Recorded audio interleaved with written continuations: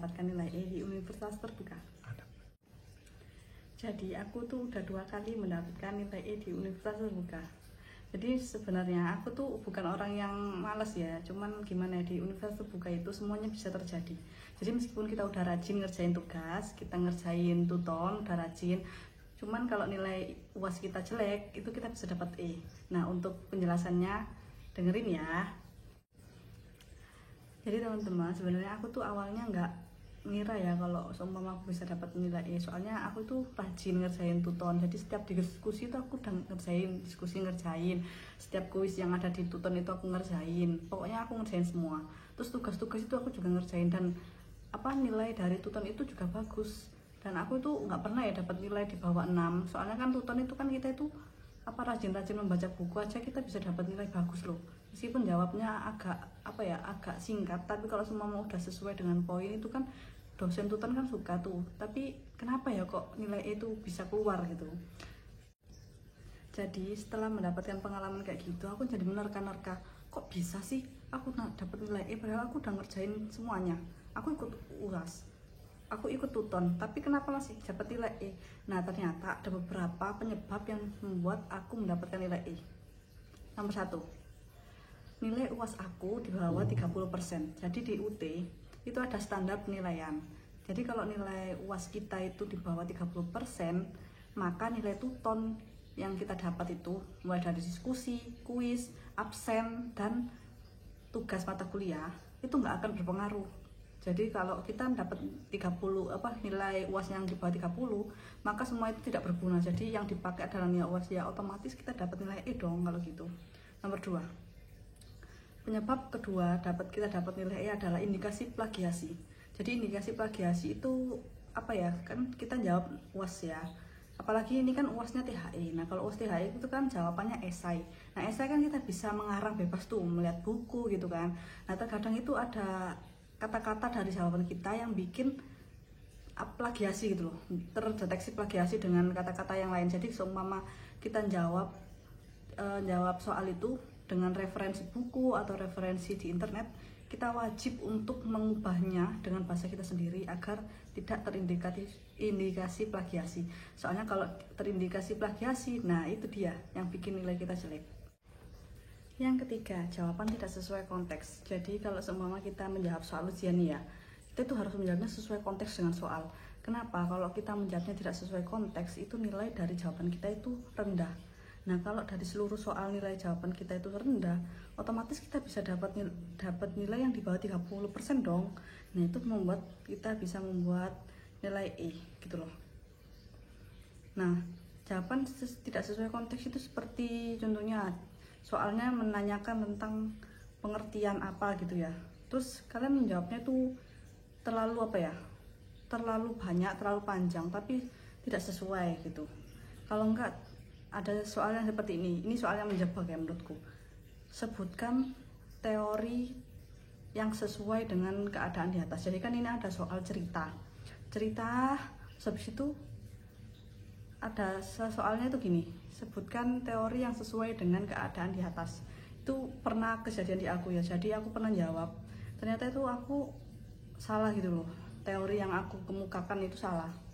Nah, itu jadinya nilainya jelek karena aku salah gitu. Meskipun ada banyak teori yang bisa dipilih, sebenarnya itu jawaban UAS itu ada satu yang benar-benar pokok, meskipun kita bisa memilih teori yang lain yang menurut kita itu benar, tapi mereka itu nggak bisa nerima gitu. Jadi harus bener-bener yang teori yang sesuai banget gitu. Nah, karakteristik soal THE itu kan kalau yang esai ya, yang jawabannya mengarang itu ya, yang jawabannya mengarang itu biasanya ada contoh kasus, terus kita disuruh ada pertanyaan tentang kasus tersebut gitu. Kalau nggak ada cerita, terus kita itu ada poin-poin yang ditanyakan dan berkaitan dengan cerita tersebut. Nah, kalau kita jawabnya tidak sesuai konteks ya, itu pasti bakal nilainya jelek. Soalnya aku pernah ngalamin itu. Soalnya itu menjebak banget sih. Soalnya gini kan ya, aku masih ingat betul.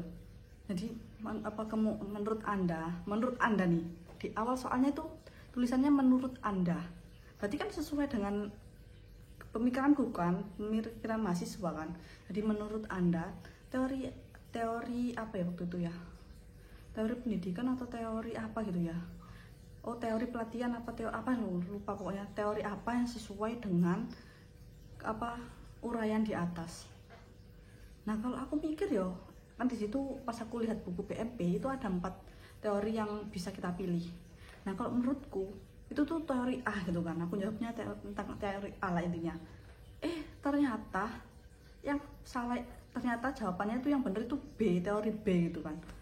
Nah padahal itu kan soalnya kan menurut saya, nah kan saya kan ya sesuai apa yang aku omongin dong, meskipun kalau salah kan harusnya dapat ya, meskipun dapat nilai berapa gitu ya, ternyata nggak bisa dong, harus sesuai dengan ini loh, sesuai dengan pedomannya loh. Jadi gimana ya kok gitu, itu kan menjebak. Jadi kita tuh harus benar-benar teliti ya, ingat teliti dan sesuai konteks.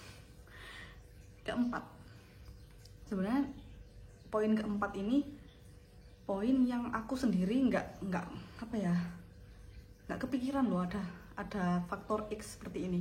Jadi ini adalah pengalaman aku di nilai E yang kedua. Jadi aku kan nilai E pertama itu karena aku memang jawabnya tidak sesuai konteks yang aku ceritakan tadi. Tapi ini yang tidak sesuai konteks ini terjadinya bukan di mata kuliah yang itu ya, mata kuliah yang esai ya, yang mengarang bebas ya, tapi mata kuliah yang hitungan. Jadi mata kuliah hitungan ini tuh ada cara tersendiri untuk jawabnya. Dan soalnya itu dari soal 1 sampai 4 itu apa berurutan gitu loh, nyambung gitu loh. Jadi kalau seumpama otomatis kalau nomor 1 itu salah jawabnya, jadi ke bawahnya itu salah gitu loh, jawab hitungannya itu salah. Nah itu yang terjadi pada aku kemarin yang nilai E pertama. Nah yang nilai E kedua ini bener-bener di luar pemikiran aku. Jadi kan perasaan aku tuh jawabnya tuh udah bener. Nah ini yang kedua ini juga terulang di mata kuliah hitungan. Loh kok mata kuliah hitungan lagi sih yang salah gitu kan, yang dapat E lagi gitu loh. Aku tuh hampir tidak pernah dapat nilai E di mata kuliah yang deskripsi ya, yang panjang-panjang jawabannya itu enggak, malah di hitungan. Loh kok hitungan mulu, emang nggak bisa ngitung? Oh enggak lah, orang aku jawabnya itu bener kok. Aku loh langsung buka lagi ya, pas dapat nilai E itu aku langsung buka lagi jawabanku yang kemarin aku submit itu, dari nomor A sampai nomor 1 sampai nomor 4. Memang sih aku ngerasa kalau nomor 2 itu salah gitu loh. Terus habis itu masa kalau seumpama nomor 2 aja salah kok nilainya sampai E sih? Harusnya kan kalau cuma satu soal doang yang salah kan nggak sampai di bawah 30% kan. Dan terus itu kan aku komplain nih ke Halu UT, itu sebetulnya aku dapat jawaban. Jadi jawabannya gini, jawaban Anda di bawah 30% karena nomor 2 sama nomor 4 itu tidak sesuai dengan pedoman penilaian UT. Hah? Tidak sesuai dengan pedoman penilaian kok bisa gitu loh. Padahal aku yang ngitung gitu loh, ngitung sesuai dengan di modul. Jadi kan ini modul waktu itu kemarin itu aku dapetnya akuntansi manajemen. Jadi di modul akuntansi manajemen itu ya aku ikutin seperti yang di modul persis. Tapi ya kata-katanya enggak, karena orang ini kan mata kuliah hitungan, mana ada kata-kata yang plagiasi kan. Nah terus itu kok bisa gitu loh. Terus habis itu ya udahlah, kalau emang salah ya wis gak apa-apa. Tapi ternyata ada satu lagi jawabannya di bawah, nomor 3 tidak dihitung atau tidak dinilai, tidak dikoreksi atau tidak dinilai. Loh kok bisa tidak dinilai padahal aku nomor 3 itu menjawab. Nah ini adalah, ya ini yang maksud faktor X, kenapa kok bisa nomor 3 ini tidak dikoreksi. Nah, untuk buktinya ntar aku akan lampirkan screenshotnya ya di belakang ya. Itu aku dapat nilai E di mata kuliah tersebut sama jawaban Halu UT yang aku dapatkan.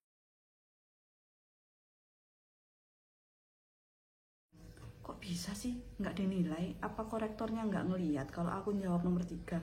Nah waktu itu aku kirim komplain lagi, tapi belum dijawab sampai sekarang.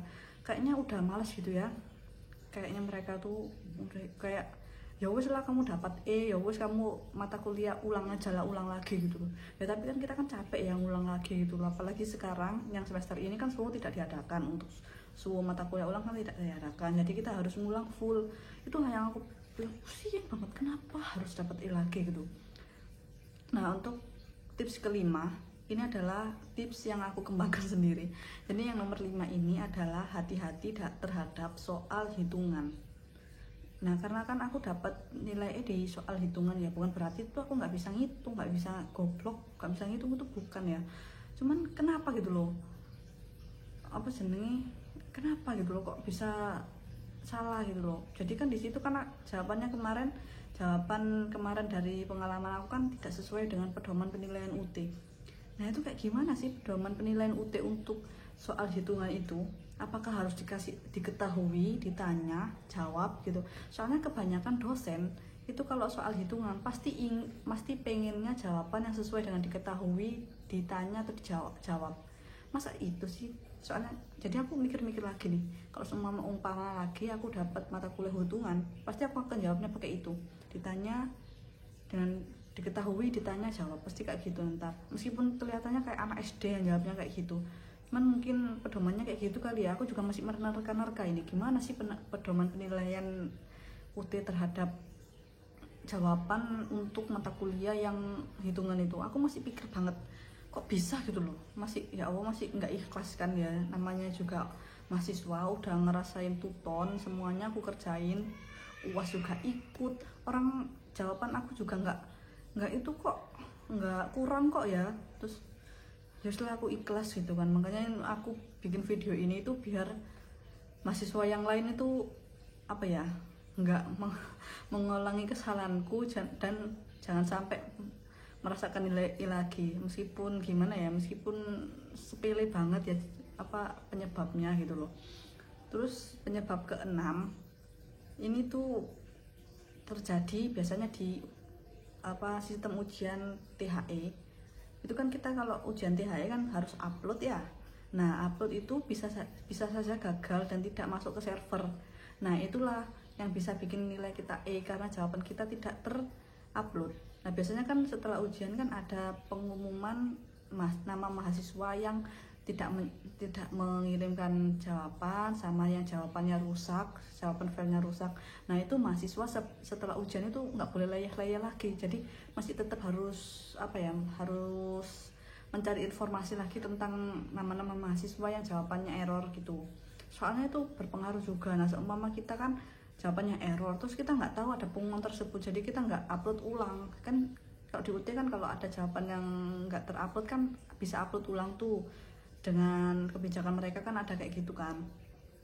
Nah itu kalau semua kita melewatkan, nah maka nilai kita otomatis soalnya kita nggak jawab, dianggap tidak menjawab. Makanya setelah ujian teman-teman wajib untuk tetap siaga, tetap harus perhatian lagi untuk menunggu pengumuman mengenai nama-nama mahasiswa yang belum upload, yang jawabannya rusak gitulah. Jadi kita harus upload ulang. Wis pokoknya itu. Ingat, jangan sampai jawaban kalian itu tidak terupload cuman karena gangguan server atau gimana. Soalnya kan biasanya kalau UAS THE itu kan servernya sering bermasalah ya gitu. Jadi hati-hati. Terus yang tips ketujuh yaitu pastikan nama kalian, identitas kalian itu benar. Kenapa aku taruh ini poinnya di terakhir sebenarnya? Soalnya kan biasanya kan kita kalau ngerjain THE itu kan udah selalu ngisi nama kan. Nah makanya itu jangan sampai lupa atau nulisnya salah, apalagi salah menulis kode mata kuliah. Nah tuh sangat fatal. Soalnya kalau kita salah memasukkan gitu ya kode mata kuliahnya, itu nanti nggak terbaca gitu loh. Jadi kayak gimana ya, harusnya kan kode mata kuliahnya kayak akuntansi manajemen kan EKMA 4314 atau 431 berapa gitu kan, 4314 pokoknya. Nah kalau memang kita salah gitu kan nanti jadinya hasilnya kan mata kuliah lain gitu loh. Jadi nanti sangat merugikan lah. Jadi teman-teman, kalau disimpulkan dari pengalaman aku, banyak penyebab yang bisa membuat kita mendapatkan nilai E, mulai dari kesalahan kita sendiri atau kesalahan sistem. Nah untuk itu maka kalau ujian khususnya yang THE, hati-hati untuk teman-teman dan tetap untuk mengerjakannya secara teliti. Selain itu jangan sampai melakukan plagiasi atau mencontek. Nah jadi begitulah teman-teman pengalaman aku mengenai mendapatkan nilai E di Universitas Terbuka. Semoga bermanfaat ya, dan jangan sampai mengulangi kesalahan yang sama.